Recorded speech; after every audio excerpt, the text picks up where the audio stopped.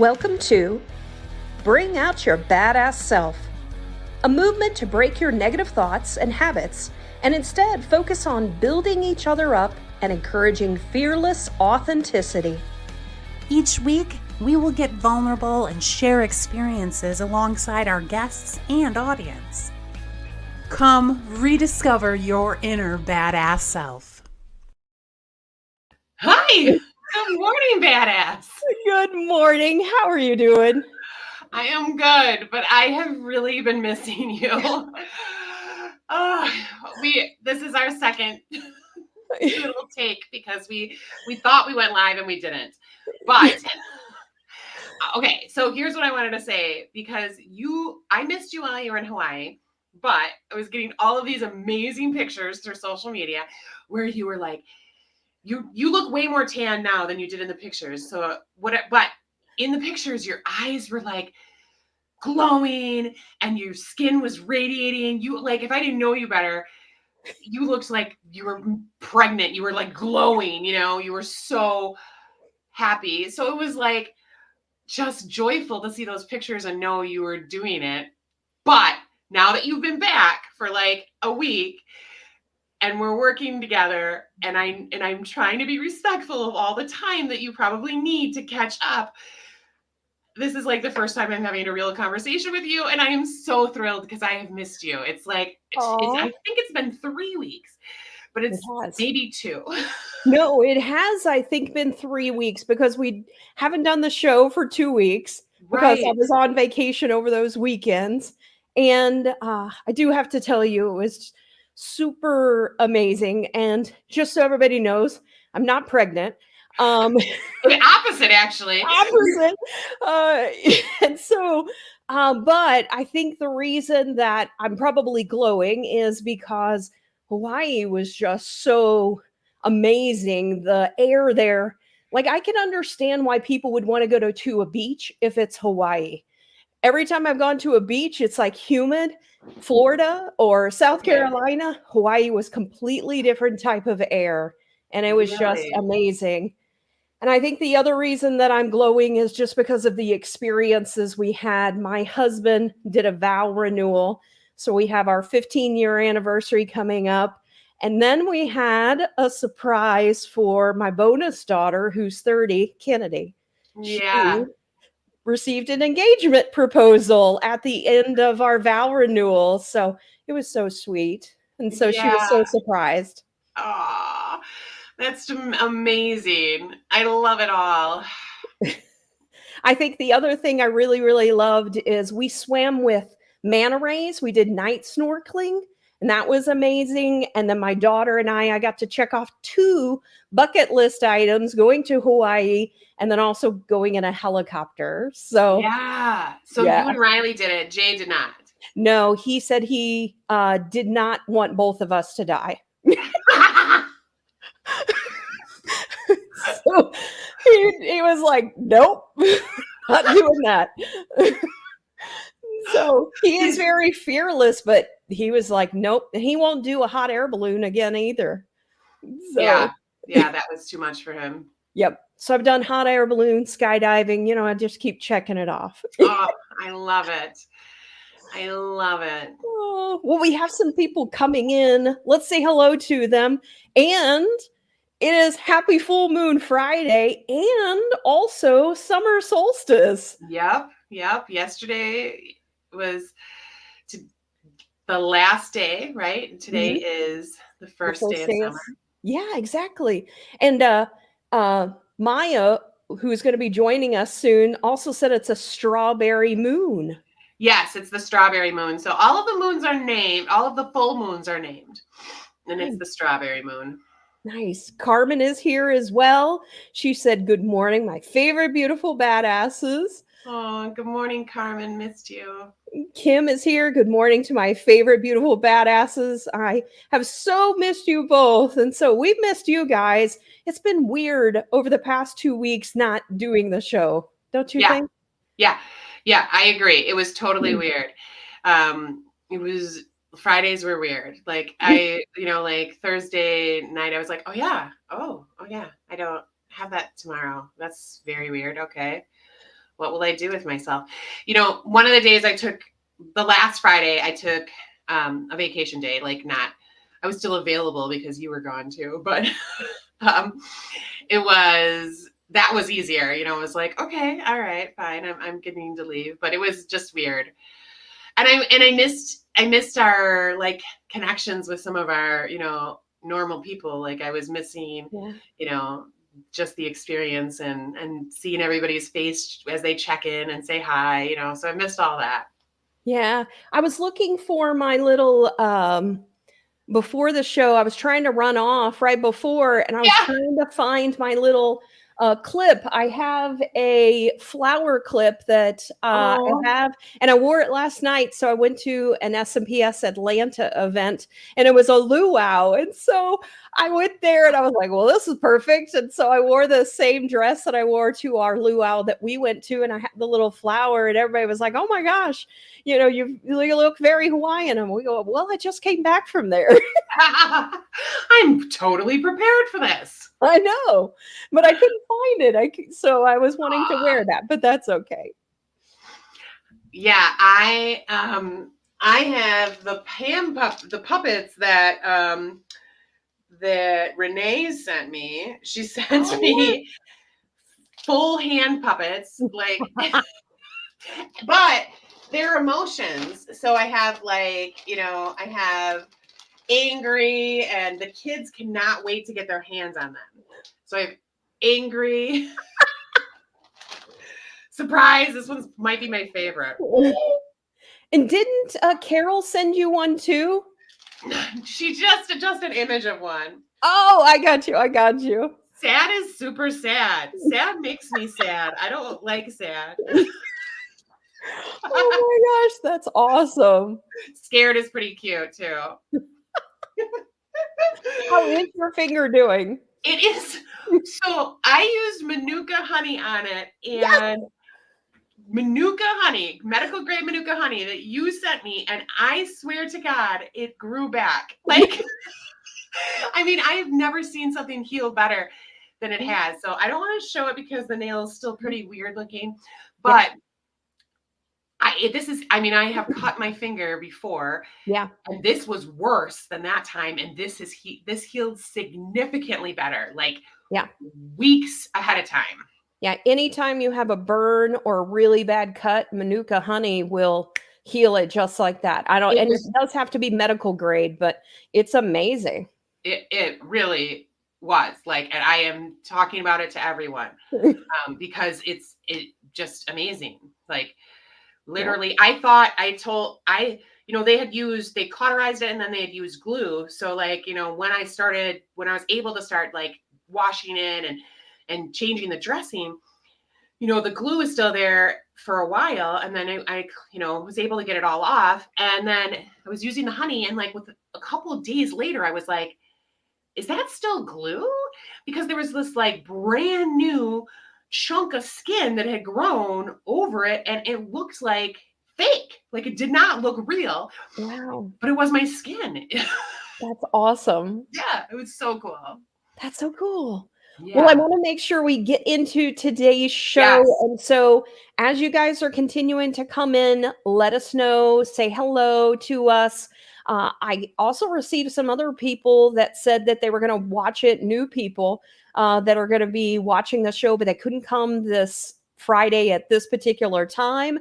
And then I know that our guest also had, I think, some individuals that are going to be joining the show. So be sure to say hello. And so she knows that you're here as well.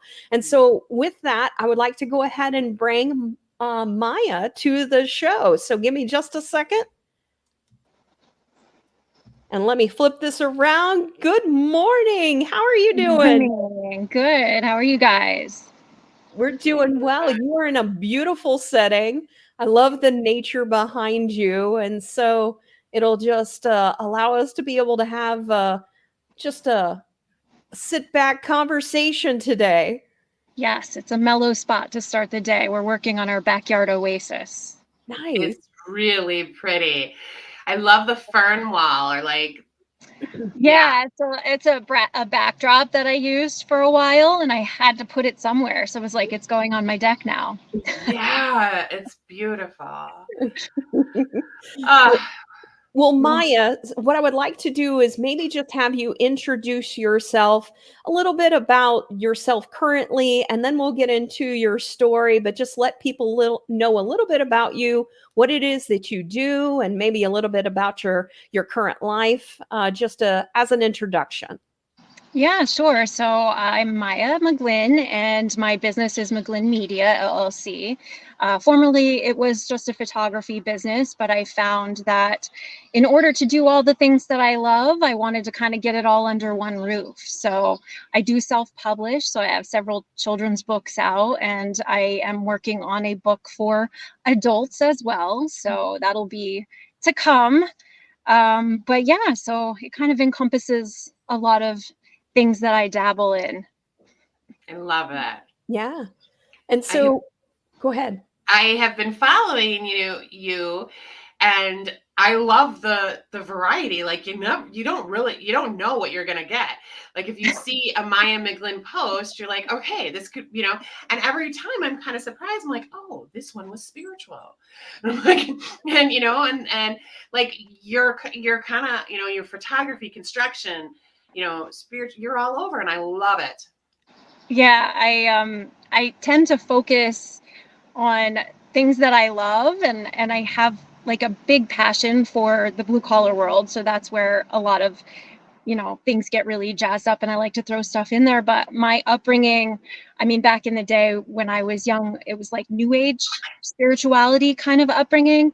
Yeah. And I spent majority of my life not really being able to talk about that. It was kind of Yeah. like this thing in the back pocket because it wasn't very well embraced. And I feel like nowadays people are way more open to that sort of thing. And there's such an awareness of, energy and holistic practices and stuff like that. So it's become a more comfortable subject matter for me. And after years of just kind of being very quiet and kind of almost walking away to some degree.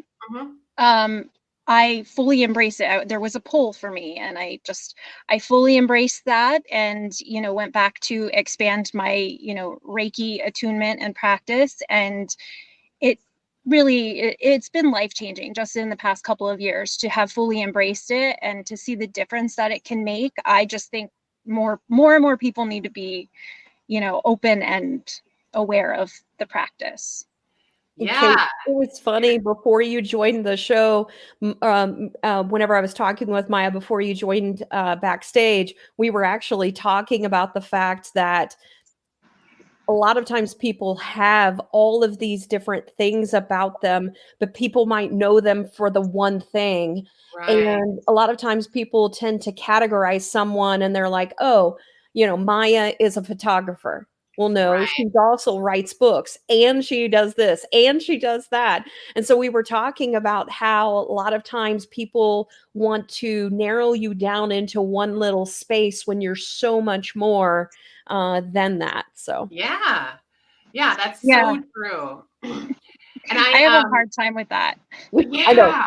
Yeah, I can imagine because you are so much, like more. We all are, but you're I grew up the same way, Maya. So my mom was very into all of that stuff.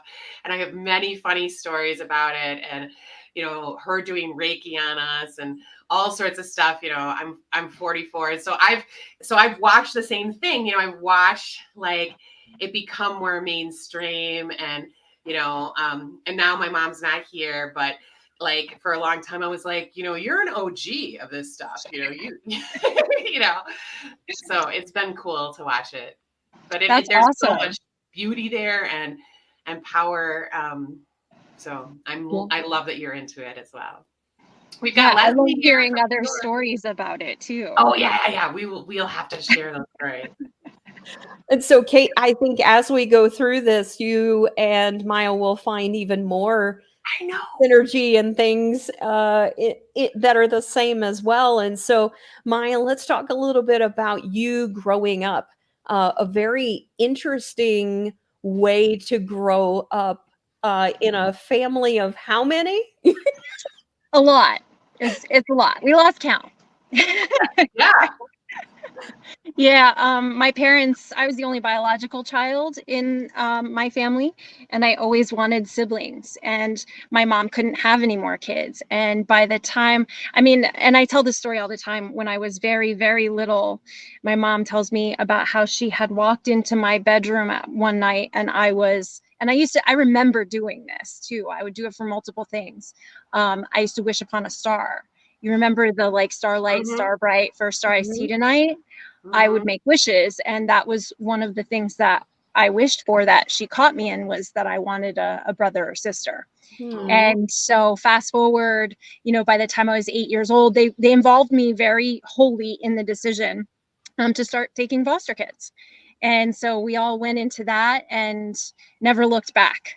Like it was such an experience, and it was so unique, and it really made me a better person than I Yeah. think I ever could have been. Yeah. Now, did they adopt kids along the way as Yeah, well? so I have 5 officially adopted siblings. Yeah. Okay. So yeah, like we have 6. You were part of 6, and we did foster care as well. We didn't do 150, but they don't do that this day and age. They don't let you do the, like the big amounts anymore. Yeah, it was interesting because like it would be, there would be some that were just frequent respites. Yes. There were some that were long term, some that were a little shorter term, some were, a foster to adopt situation. Like it was Sibling different groups. then. Yeah. Yeah. Did you guys do sibling groups Yep. sometimes? Yeah. Yeah. Oh, yeah, she did. So when we started, I was like, I want to be the big sister. That was the rule. Yes. I was like, I just want to be, I always had this draw that I thought like, I just want to be able to help somebody, I want Yeah. to be a role model in some way or whatever. And Yeah. so that's how it started. It was babies, so I started changing diapers when I was 8 years old, and, it just went from there. And then as time went on, by the time I was 10, they had gotten a call in the middle of the night for a 16-year-old who had, I believe, run away from a group home or something, really troubled youth situation. And they had nowhere to turn. And my mom kind of became that person. Like Yeah. when the organization didn't have somewhere to turn, my mom was the one to say yes. She kind of always operated from this mindset. And sometimes it can get you in trouble because you have to figure out boundaries with stuff Right. like this. And so I guess in another way, like that's another way that I learned to set boundaries in my life, by watching my mom, because she thought, well, if that phone rings, then that means God sent it to me and I should say yes. Mm-hmm. And so, she helped a lot of situations that may have not gone well, Right. But yeah, so from that point on, she found a love for working with teenagers, and she did a lot of really amazing work with kids that way. That's amazing, because there's a huge need there. Mhm. Huge. So Yeah, one of my sisters, like literally, was it last fall her adoption was finalized? She's like 3 years older than me. She's married. Like it was like this thing that was just unspoken. Like we all know but she decided, and my mom decided, like we want it to be that official thing. Yep. And so it was a really cool moment. yeah, my mom adopted my brother and I as adults, but she raised us. So my birth mom died right before I turned 1, and then my dad remarried soon after, but they both hadn't gone. They both hadn't gone to college yet, so they needed the social security money that they were getting from Wendy's passing.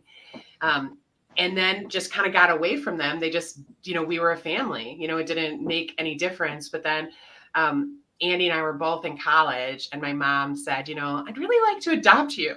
And we were like, what? You didn't already? Like, okay. And then we had this really cool moment, like where we went and talked to the judge, and it was really cool. And it inspired a couple of our close friends and cousins and stuff to do the same, like stepdads who hadn't really ever done that, to just do it. So it was really kind of a cool, ripple effect. Awesome. I mean, even as an adult, I can imagine just the connection of knowing, oh, this person really, wants me to be a part of their life. Yeah. And I think that's a good reflection for people that are in those types of situations, that even as kids are becoming more adults, that still might matter to them. Yes. Yeah. Sometimes it's that officialness, like I can, even from my own experience, like I'm on my third marriage. So, I mean, if you've gone through it a couple of times, odds would just really kind of dictate that you don't want to just keep doing that. Like at some point you just should probably be like, yeah, no, it's just a piece of paper. We don't need that. Right. But when it came down to it with my husband, like we both just really wanted to officially belong to each other. I think there's just something that ties that together for you. Yeah. It makes me reflect on Kennedy, which is Jay's oldest, but isn't biologically his, but he has always been father. I wonder whether he should have a conversation with her. Yeah, it's when you're adult, it doesn't, when you're young, it's a lot more that, at least in Wisconsin, social workers have to do a whole home study. Everybody has to, it's invasive. But when you're adults, it's just really like voluntary. Do you want this? I want this. Let's do it. Yeah. So there's no downside. Yeah.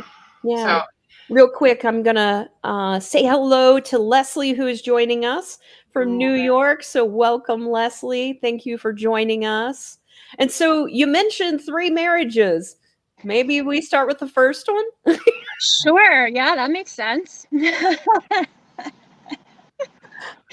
Yeah, I married thinking, I wanted what my parents had, and they married young and they built their family. My dad was military, my mom went where my dad went. And then when they settled into one place, it was foster care, and it was all this big happy family. And, I just saw them as having this great relationship and thought that's just how it's supposed to go.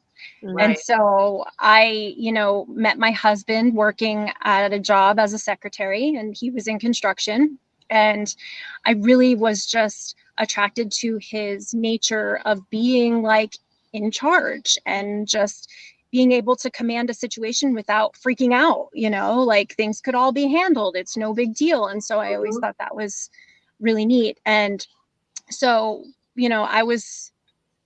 I guess I was 20 when I met him. Okay. And we ended up getting married, had our first child by the time I was just turning 23. And then he was 10 years older than me. So during that time, like, I was very young and naive. And I ultimately... Your brain wasn't even done developing. Yeah, but I didn't know as much as I know now. We never do. And never do. Yeah, try telling a 21-year-old, like, you're making the wrong decision. Like, this is probably a good idea. I mean, they're just gonna run faster into it, right? Yes. So, so I did that, and he, him being 10 years older, our differences in mind showed, and we butted heads a bit. And I always thought, in that being naive, I always thought, oh, well, I can make this work because love.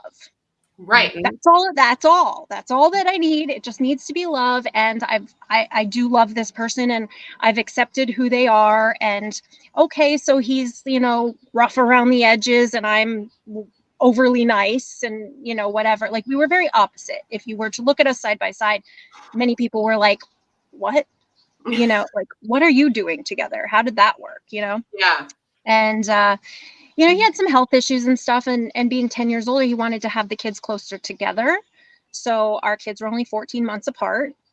And, it just kind of broke, our marriage broke. And a lot of that was because of my naivety going into it, not realizing that I wasn't going to be able to hold that up for my entire life. I wasn't going to be able to just accept and feel like I was the only person compromising.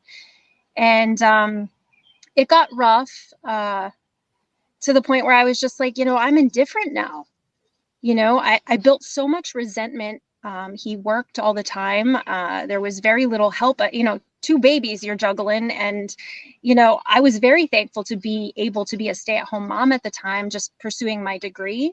But it didn't feel comfortable for me because I felt like I had to be contributing in other ways.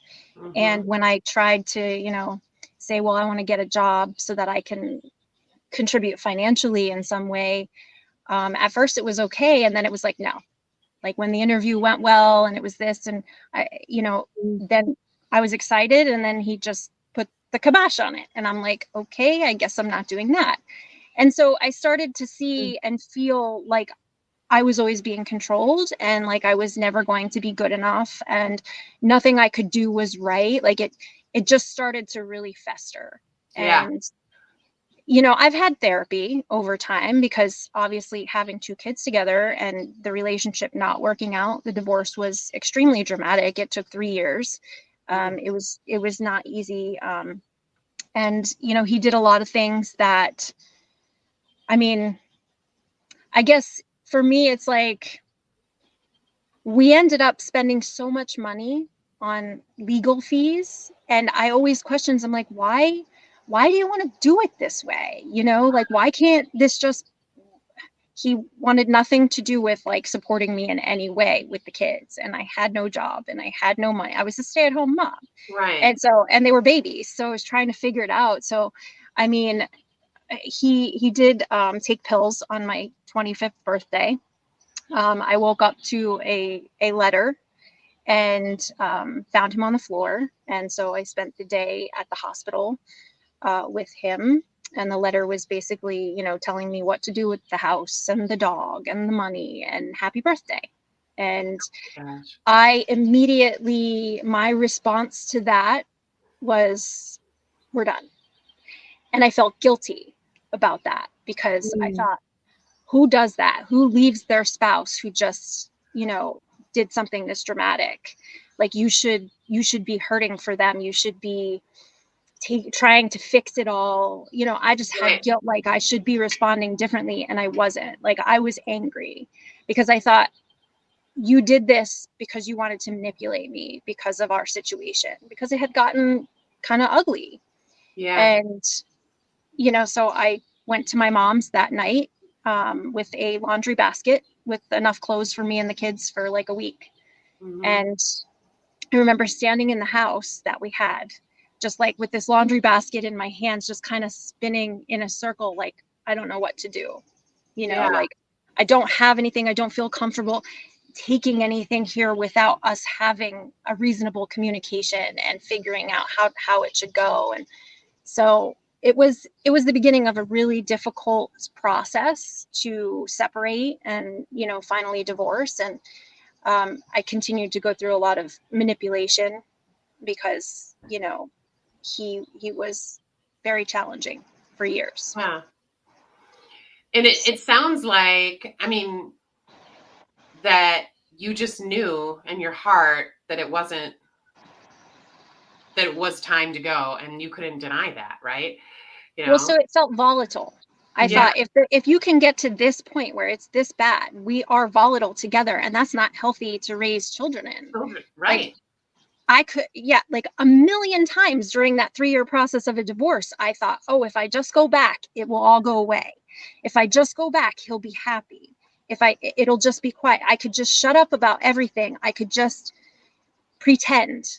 And maybe it would be okay. But the reality of that, what I always step back from, and I've given this advice to other people too, is if you were to put your child in that situation, if you had a daughter and she was an adult and she was in that situation, would you tell her to stay?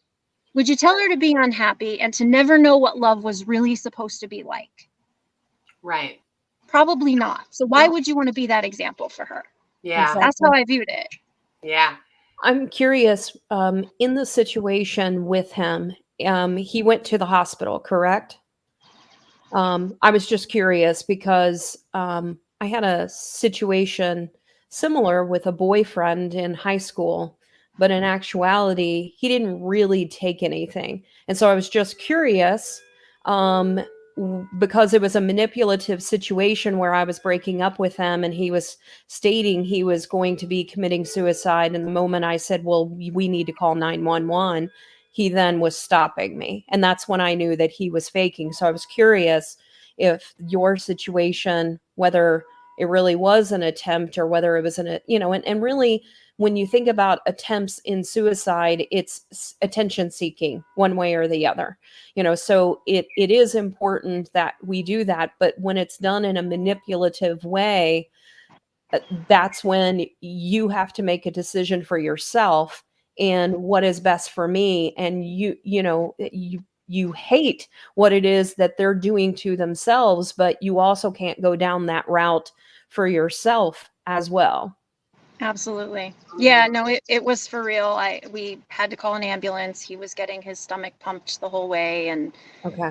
in the hospital, and then, went in for some treatment after that. Okay. Yeah. Mm-hmm. It was definitely not a good time. Yeah. Yeah, no. But and honestly, like, people don't talk about what happens to you as the bystander of something like that. Mm-hmm. And I made a post on LinkedIn at one point because I thought during Mental Health Awareness Month, I thought, not only is it important that, like, we seek out the help for those who are feeling that need to just check out, but also for the people like us who essentially were largely affected by the attempt, or, God forbid, worse. Like, you always feel this sense of responsibility no matter what. Like, you feel like, I could have done something different, I should have seen this coming, what could I have done? Like, you just question all these things. And like, mine in particular, it was my 25th birthday. It was something that I was really stoked about. We were doing all these things because I was like, I've been alive for a quarter century, this feels like a big deal. Yeah. And so I was really celebrating, and it just felt like every birthday after that for several years, like, my birthday would come around and it would be, I could never shake this, like, depressive feeling. Yeah. And people be like, oh, you're not good about getting older or whatever. I'm like, no, it's baggage that I'm working on. It's just Right. a trauma response. Like, my birthday was dreadful to me for a really long time. No matter how people tried to make it good, I was like, I can't shake this off. But I'm finally healed, so that's good. That's good. Yeah, it's those types of things that can trigger us. Still, even a time we should be celebrating, it's a traumatic time. It's like when people lose family members during special holidays, those things, it should be a time of joy. And for them, it's just reminding them of what it is that happened in their lives. Mm-hmm. Yeah. Yeah, you have to grieve. You have to let all that process. Exactly. Yeah. And Maria said, I would like to offer up the term support seeking. Yeah, rather than attention seeking. I love that, Maria. That's a good idea. Yeah. I mean, that's essentially what it is. But at the same time, I mean, you were in a place where you needed stability, and that wasn't stable. Yeah. I also want to reflect upon some of the things that you talked about, like when you initially were attracted to him, and then he was also attracted to you. This is always interesting to me, and this is one of the things that I've been learning as I've been working with Deborah Lukovich on the Jungian sort of the unconscious and the reasons why it is that we choose those things. And so when you think about him, you said some specific things like he knew how to take care of things. He was good under pressure, and you were more naive. And that's sort of probably what he was seeking as well, as a nurturer and, someone that's going to maybe stroke his ego because he needed, those types of things. So when we think about, the main reason I want to say this is when we think about the relationships we're in, our spouses are a reflection of what it is we're seeking in that moment. It doesn't mean that, as you continued to evolve as a person, you then started to say, okay, I'm going to start to seek some of the things I saw in him in me. And that's really when we start to grow and start to heal, is when the things we're seeking from other people, we are providing to ourselves. Yeah, I would agree with that statement. I also think like some of those things, as you noted, like what I said, what drew me to him, also Mhm, I think broke it because what you're mhm. saying, like his need for that ability to control or that Yes. ability to, have someone who's a little more naive and manipulatable. Those are things that if you look up narcissism or you look up personality disorder, those are things that are very dominant. And Mhm.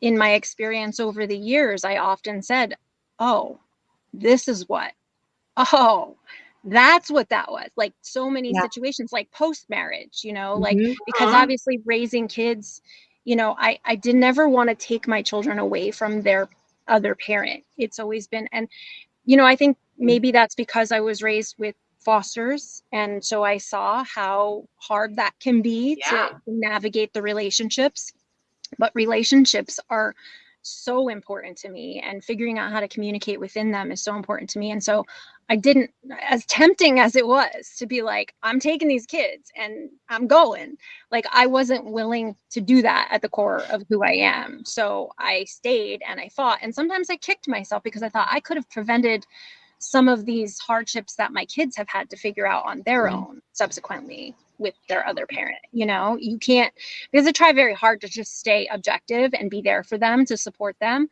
but not to parlay like, oh, this is how I feel about your dad. You know what I mean? Like Right. a husband and a wife's problem is not a parent and a child's problem. I feel very adamant about that.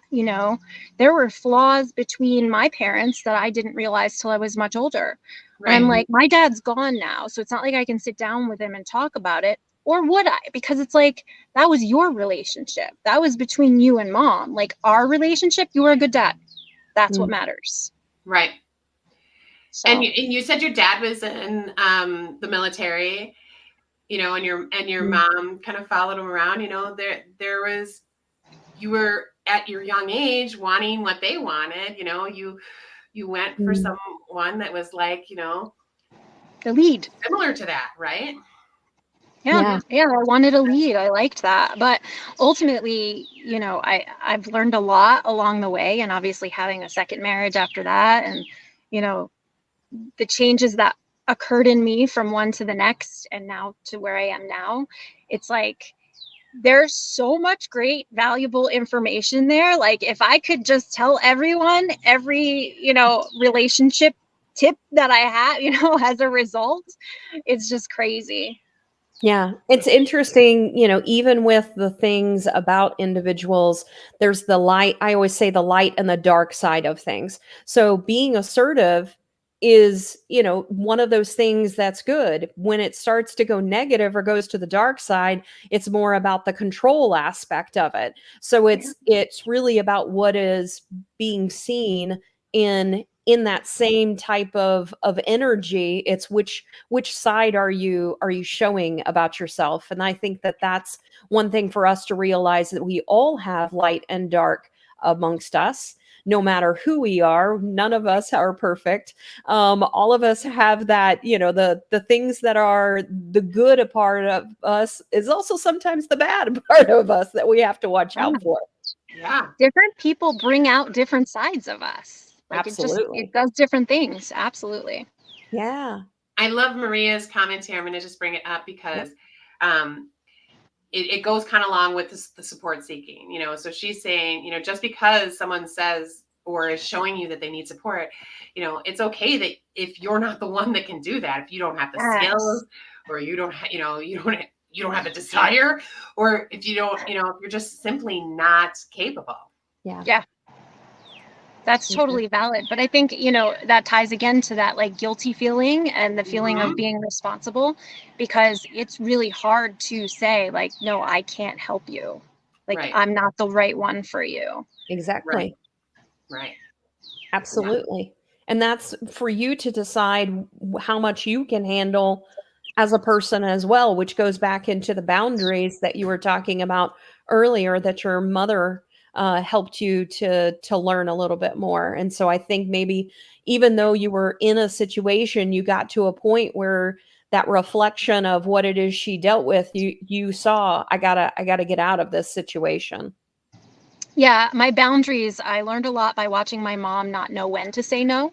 And then my current husband, he has excellent boundaries and he is a really good like grounding point for me, you know. And the the difference in our relationship and how that grew, and just, you know, having a healthy relationship, having a partner who understands and values you and sees you as an equal, not as, you know, someone, they don't look at themselves as more or less or whatever.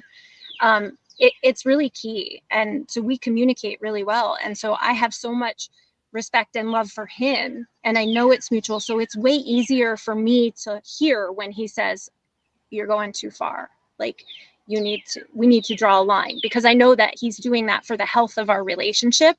Mm-hmm. And I've come to a place where I recognize the areas in myself where I'll push too far, I'll try Mhm. too hard, I'll give too much till I drain everything that there is. And then what? Then everything's broke.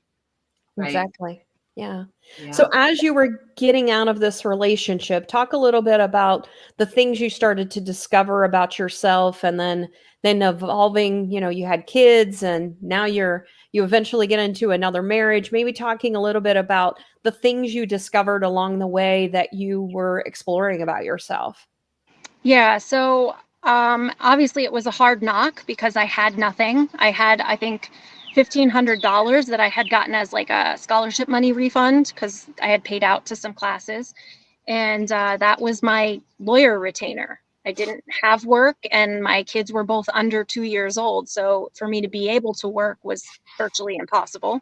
Right. So I just kind of tried to toe the line. So that time period was, it was really teaching in handling stress and figuring it out, just figuring it out by myself and rediscovering my independence, because I felt that I had given that all up when I married my first husband, because gradually, you know, little by little, I can remember the first, like the last thing to go was my cell phone. Like I had my own cell phone, and, you know, he was like, well, you should just go on my plan, and, you know, it'll be this, it'll be that. And I hung on to it for a while, and then finally I'm like, all right, you know.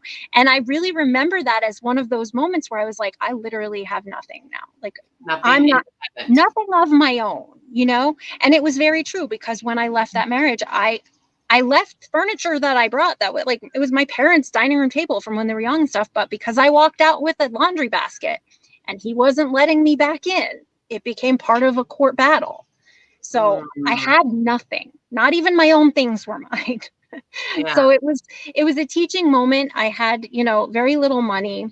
I had to, you know, be with my tail between my legs and go live with my mom and my younger siblings, you know. So there I am, like a mom myself with babies, trying to, yeah, I couldn't, you know, I didn't have my own house, I didn't have my own space, and Right. I just felt like very reliant. Mhm. So I would, you know, I sold my wedding dress to try to get a couple dollars to give my mom towards stuff, or I sold jewelry that I had at the time to try to get a couple. I would scrounge, whatever, because I just didn't want to be a sponge. You know, Mhm. it felt ugly to me. So I learned a lot about like picking myself up from that, and not just like rolling over and just being like, well, this is what it is, you know, like this is Mhm. how my life is now. Like nothing within that was going to be just status quo okay with me. I just had to keep getting through it. And I did have to go to a couple of therapy appointments, but I couldn't really afford them. So it would just be one hit or miss here or there. And mostly that was to deal with the responsibility that I felt for the suicide attempt, because I really battled with that, you know.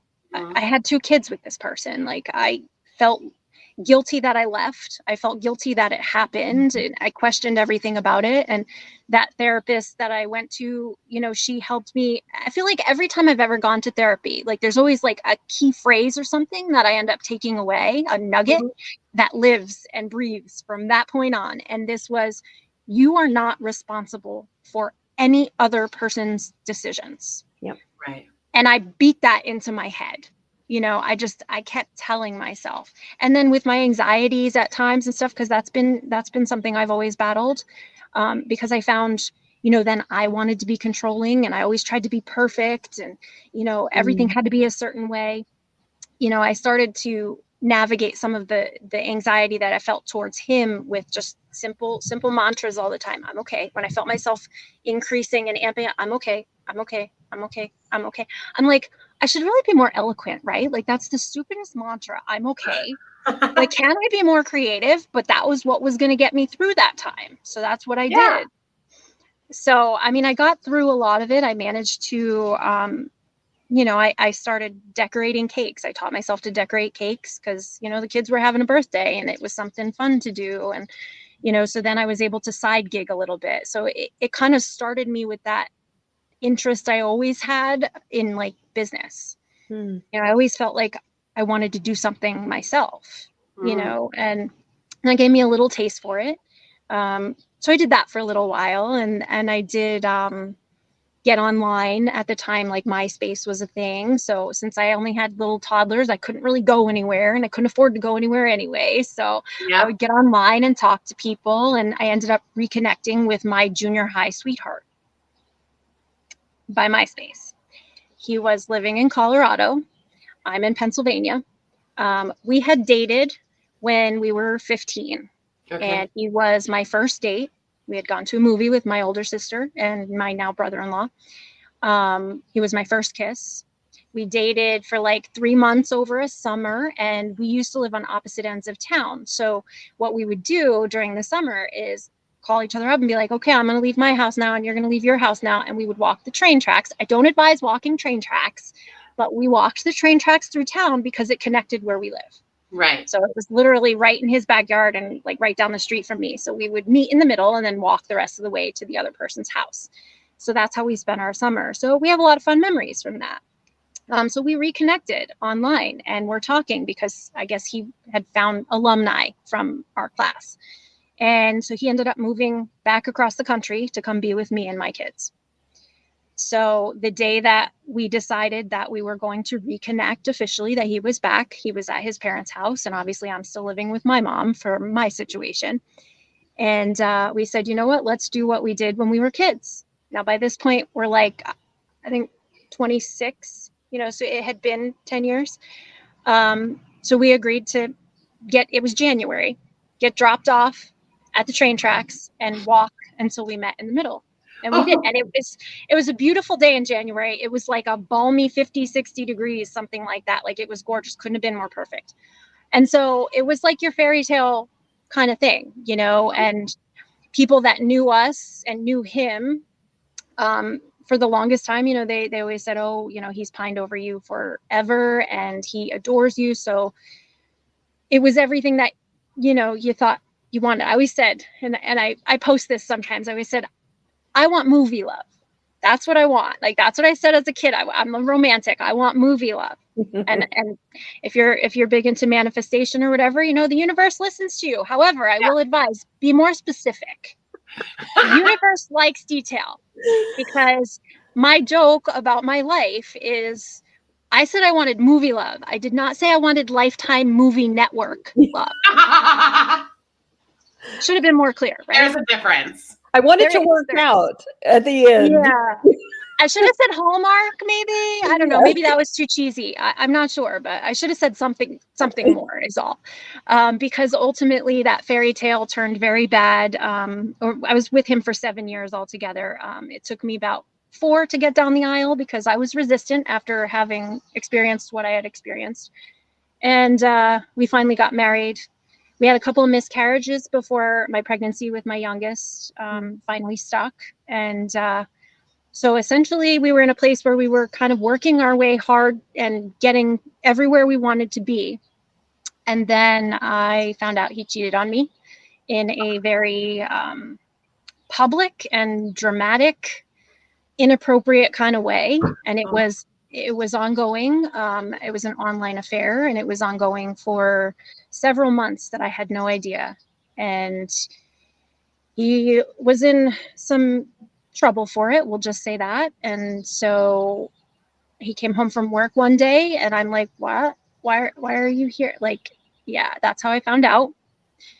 And it really just hit me like a ton of bricks, because how does it happen that you feel like you are in literally like the best shape, the best mindset, like I was working hard. Like by that point, I had gotten into the fitness industry and I really made a go at my own business with it. I was raising the kids and juggling a lot. And the difference that was between us, though, was that I was the controller. I was the heavy. I was the dominant in that relationship. Okay. And so I think that there were some pressures that came with that. And I understand that. I was able to understand that almost immediately. And I think a lot of people questioned that about me. They're like, you're making excuses for him. It's not a making excuses. And, the thing for me is none of the things that I'm sharing with you now or that I ever am open with people about, it's not me being like, oh my gosh, I'm so angry and so hurt and I want to lash out. It has nothing to do with that. I feel completely detached and healed from all these things. And I was able to kind of become objective over all of them and honestly forgive. I always told my kids, I forgive really easily. Like it's a gift because I understand that a lot of people really struggle with that. I'm like, just because I forgive doesn't mean I forget. Doesn't mean I let that person come back into my life. It just means that like, I'm not holding on to this burden. This no longer affects me. That's what forgiveness is, Right. So it was an interesting experience. And, I remember there were a lot of things that went down subsequently. And I thought, oh, when someone cheats on you, you leave. Like immediately you think like someone cheats on me, that's stupid. I always said, I'll leave immediately. Like that's not happening. And in that moment, I had 3 kids. We had a townhouse, a little family thing going on. I'm like, how do I break my kids' hearts? How do I get divorced again? Like, how does that happen? So I hesitated. I stuck around. I thought if I can know all the facts, right? If I can figure all of this out and make peace with it and trust again, maybe it'll be okay. But I couldn't. I started to become someone that I didn't recognize and I didn't want to be. I was fishing for details. I was unearthing things that were still being hidden from me and nobody would be straight with me. And I finally said, you know what? No, we're getting a divorce. And he was broken over it. And I recognized that, in his journey, he lost everything as a result of what he did. And I also recognized that what he did was his psychological issue. Like he had lost his mother to suicide when we had first gotten back together. And I think that there's a part of him that never fully grieved it. And I think he then had so much pressure on himself and then whatever pressure from me and whatever I wasn't giving him that he needed, he went somewhere else for it. He was feeding something that he wasn't going to be able to get from me. And so that's where it went. It's ugly, but it's true. Yeah. It's interesting. I'm curious if you think that he needed to feel needed. I think so. I think everyone needs that in some capacity. Yeah. And I was tough as nails, as they like to say. Like that's what was brought out of me when I got out of that first marriage and realized like I had been feeling controlled and all these things. Like I was hardened from it. Right. I wanted the control. I recognized all those things in myself. And also the person that I elected to be with at that point, like you said, like you go after certain things, he was softer. He was more loving. He was willing to let me be the alpha female that I was becoming, He didn't fight that. Yeah. So you didn't, you guys didn't have a balance, just like in the first relationship there was. You were still so young. and and he was abandoned, but by his mom, and so there was a lot at play. And that's giving you the Cliff's Notes of all the things for sure. But so that ended obviously, and we communicate extremely effectively now. We understand, like, still we're very, very different people than each other, but we know that we have a son to raise and that is our priority. And so my co-parenting experience in this situation is night and day compared to the other one. Yeah. Man, I cannot imagine having, and I know other people have to deal with this, but 2 parents or 2 other individuals that I have to deal with Because my husband didn't really have that. He still, you know, he has one that we still deal with, but we really don't deal with the first one. So that's a lot. Imagine what my husband's life was like for a long period of time. Oh my gosh. And to Yes. some degree Yeah. still. Yeah, yeah. Because, you know, my current husband and I met, and he has 3 daughters, and, you know, I have 2 sons and a daughter. And so, yeah, he brought 1 ex to the table and I brought 2. Oh, Yeah. so many personalities. Welcome to the rodeo. Yeah. I think my husband said, you know, I definitely put the fun in dysfunctional. A good way to put it. Yeah. So now you've moved on you're moving on from this relationship, and you have the relationship that you're in now. So do you want to talk a little bit about you told me that it's sort of the Brady Bunch Yeah, relationship. it definitely is a Brady Bunch. We met, like I said, online. It was OkCupid.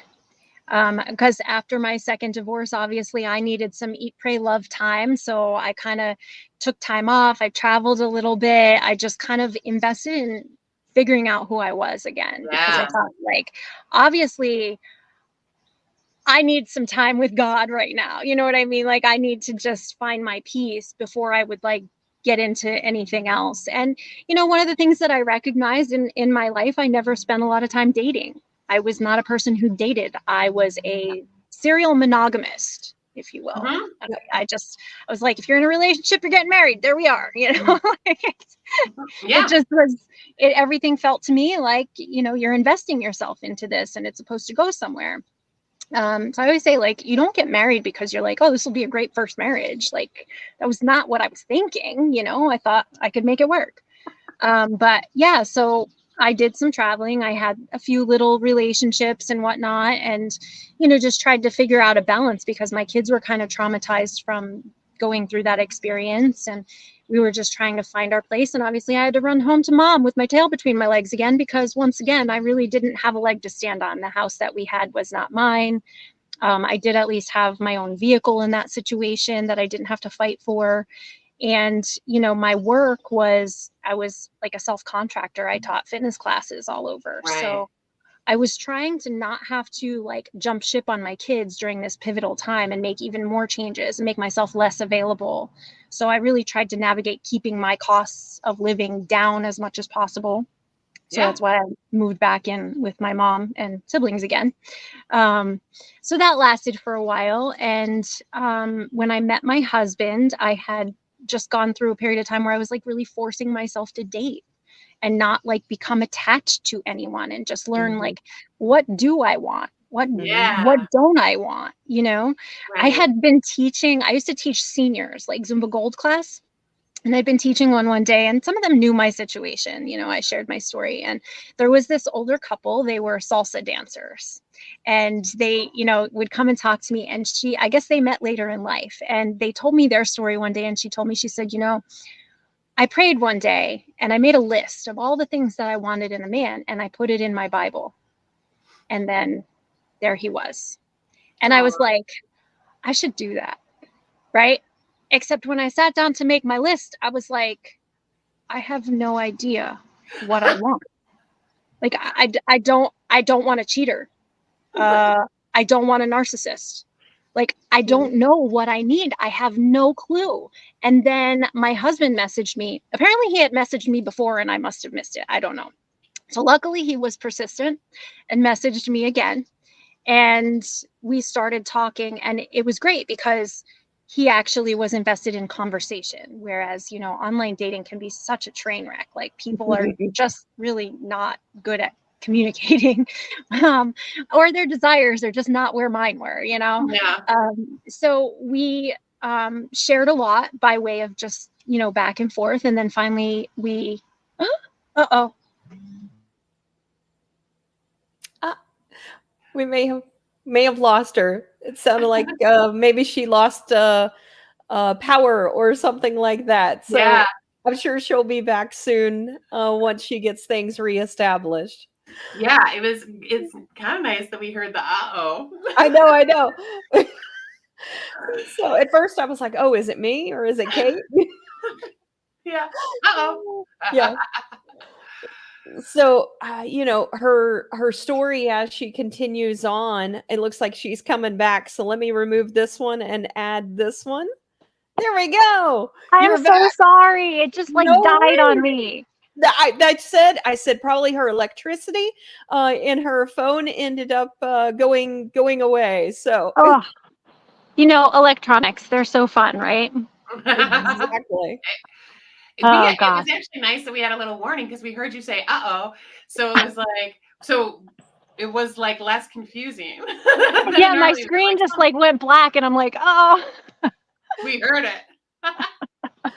I made you a little bit bigger. I know you're coming in from your phone now. So Yeah, I had to switch it. and so where did we end, Kate? Your husband was investing in conversation and you guys were starting to communicate. Oh, that's right. So yeah, obviously we had to tell each other a little bit about ourselves in that. So, I mean, try meeting people and dating with the like, I'm divorced twice under your belt. Right. It's really fun 3 to tell kids, people that. two marriages. Oh yeah, and I also have multiple kids. Yeah. Yes, and their fathers are involved. So, that'll be a thing. So you're So married yeah, to, my like, husband is a 5 other brave people. soul. Yeah. So yeah, we ended up, this was a pivotal moment in my life, to be honest with you. Like, I think I posted about it a few months ago because I was reflecting on it and I thought I was 34. It was 2014. And, I just lost my grandfather, was trying to date, met my husband online, and we set a date to where we would meet in person. And that turned out to be the same day that I got a job interview because I was like, I'm going to take a full-time job now. I think it's time that I get something that I can rely on and just give up what I'm doing now. And so they ended up being on the same day. It was a Wednesday in August, super hot.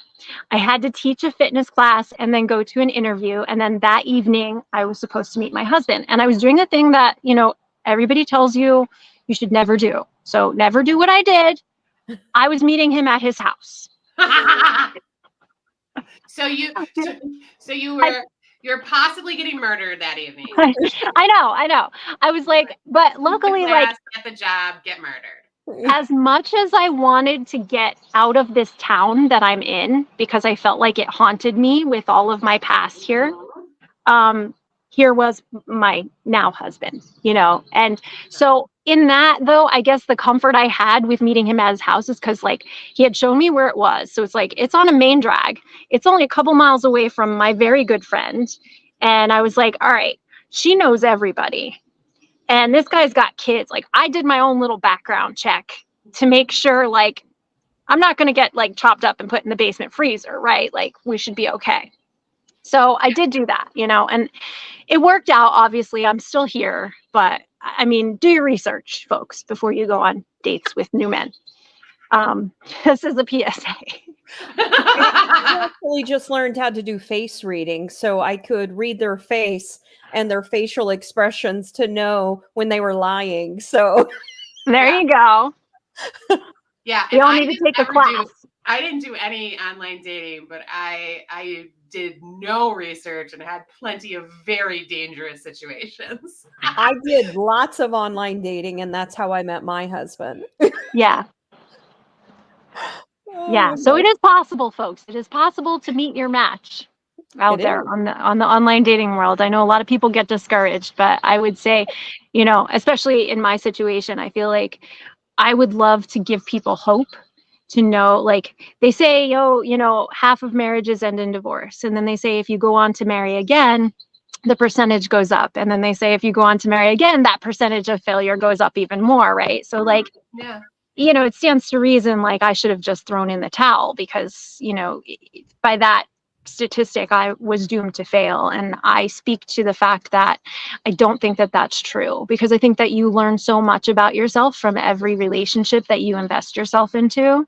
And when you're willing to become self-aware and really like try to match up with someone who meets you where you're at, who's willing. Like, you'll either grow together or you'll grow apart if you decide to commit to somebody, you know. And so you have to be involved with someone who you recognize is willing to grow with you.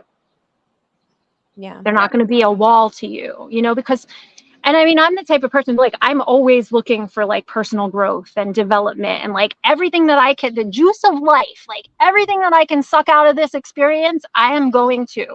So a person to be with me, I recognize now, had to be that as well, had to be willing to support that and be okay with that. Otherwise we would fail. I would be too much. Right. And my husband is really good at it. I'm sorry, what? My husband is really good at dealing with me, you know, and helping me become better. And I think that's really important. That's amazing. Yeah. I'm going to pull up Maria's comment real quick. My PSA is no new men. Just kidding. New bears are totes. Okay. I don't know. Maybe that's the whole bear, men joke. I don't know. Oh, that's right. Yeah. I do love I love her other comments. I'm going to pull up. Yeah. This is around like the mantras, right? And so, and I didn't want to interrupt you either, but you said, I'm okay. Like that is one that I use. I know that's a really simple word, right? But I use it all the time too, especially when I'm in a really stressful situation. My go-to is everything always ends up okay. Yep. Like it always has, no, we haven't lived in a box or we haven't, like there's so, it always ends up okay. It always gets figured out. Yeah, that's 100% correct. Right. And it's good to just, when you're in the middle of that stress, you can't think of like, it's going to end up glorious, because it's not, like okay is a good word because it's a stark contrast to the devastation that you're feeling, right? Absolutely. Do you ever listen to Abraham Hicks? Have you heard of Abraham Hicks? I have, yeah. My mom. Is that things are always working out for me? Yeah, I like that. Working out for me, yeah. Yeah.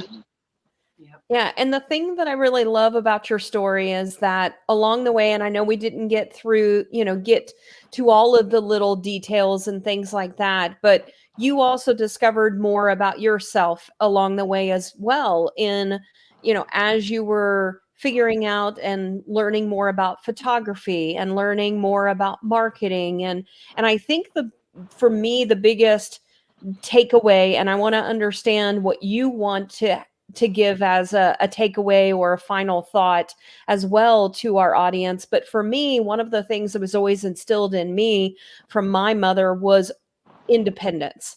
And she always pushed, be able to take care of yourself. And I do that with my daughter as well, because as I was listening to your story, I was like, oh man, I'm like, falling into the trap. And that's what I always feel like sometimes women, especially, fall into the trap of letting someone take care of them. It sounds nice, but you also need to be able to take care of yourself and not rely upon other people, because you may not always be able to rely upon that person.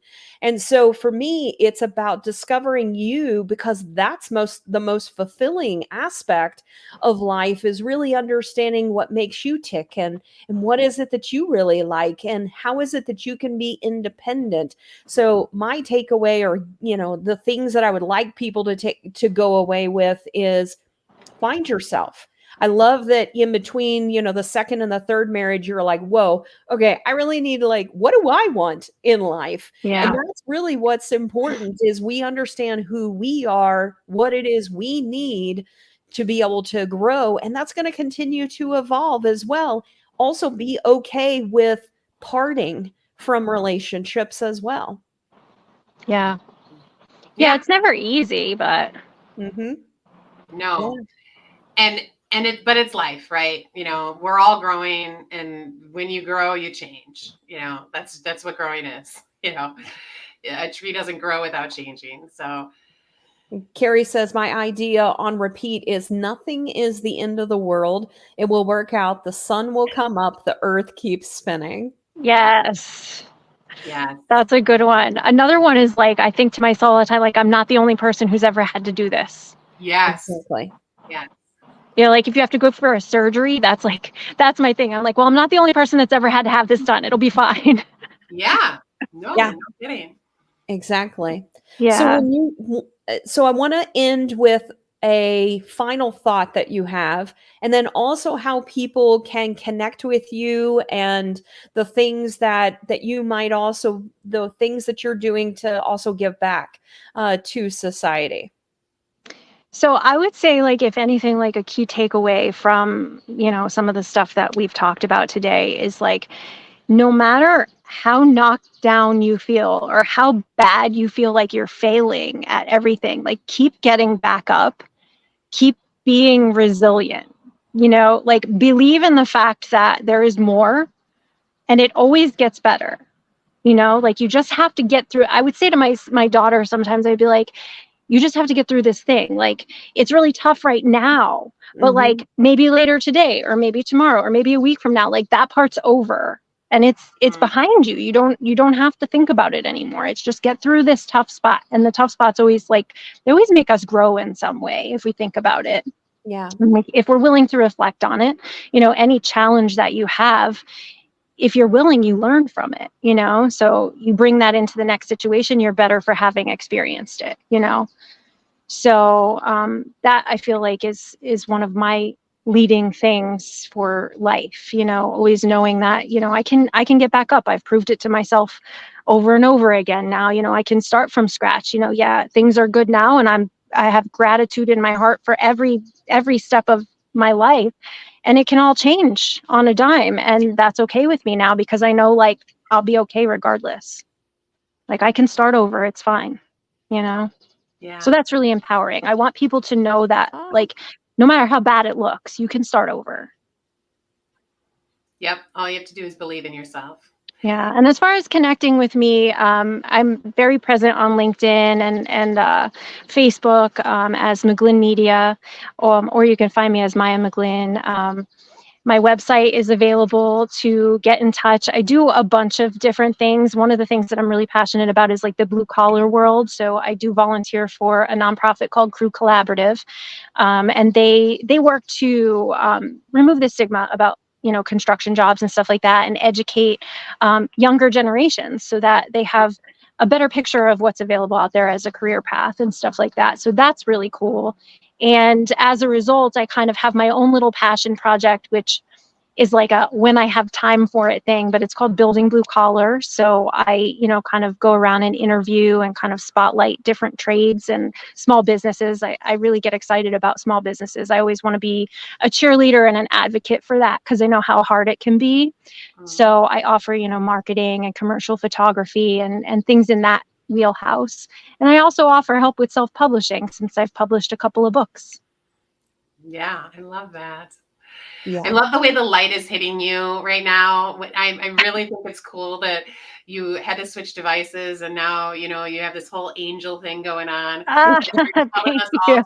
In yourself, I love it. This is awesome. Need a photo shoot out here, I guess. Yeah. Yeah. So, well, I posted your website address. And so for those that want to be able to connect with Mia, this is her website address. And so you can also take her up on her offer.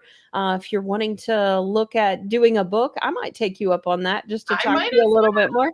And so, if you're thinking about writing a book, she has all kinds of different types of things. If you're looking also for marketing, assistance and things like that, I think you have something related to content, like how people can better build content more effectively, and as well as just overall marketing and social media services as well. I do. I have a free ebook right now that's available that just kind of gives a guideline of if you're starting out or you've been neglecting your content, your digital presence and stuff.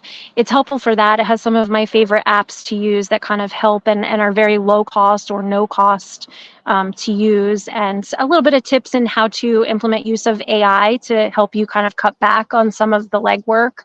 Because when you're, in a small business, a lot of times you're wearing a lot of hats on your own. So it's a helpful book for that. And that's something people can contact me if they're interested, and then I can send them the copy. Okay. And then Carrie, I will post that. For whatever reason, when I post here live, it doesn't actually post on the page. So we'll make sure to get contact information for Maya as well. And so, Maya, I just want to thank you so much for your vulnerability. You're willing to be open and let people know also that just because they're going through some hard times doesn't mean that you give up. And actually, you can take it as a self-discovery and learning more about yourself. And so I just love your story. And I love just seeing all of the things that you post out there. I love the variety. I'm a variety girl. So I love it whenever I see other people that have like multifacets about themselves, because it's just so much juicier to be able to have someone that has like all these different things. I feel the same way, you know, about myself. I had a friend, Lee Jarbo, who always explained that I was like an onion. You know, the more you peel back, the more you find out. And I think that that's true just about everyone. If we really just take the time to not put them in the box of the one thing that we know them for, and really just take time to get to know them. So I appreciate your message today and you joining us. I love the interaction. And Kate, it was also good to finally see you after 3 weeks. I know. Thank you, Sarah. I'm so excited to talk more about Hawaii too. I hope you continue to post a little bit about that kind of once in a lifetime experience. Absolutely. All right. Well, thank you, Maya, and thank you, everyone. Thank you. Thank you.